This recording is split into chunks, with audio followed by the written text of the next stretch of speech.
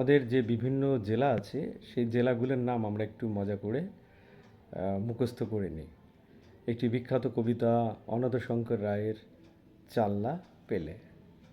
বাড়ি কি বর্ধমান, খাবেন সুখে মর্তমান। বাড়ি কি হুগলি, খাবেন সুখে গুগলি। বাড়ি কি কলিকাতা, খাবেন সুখে ওলপাতা।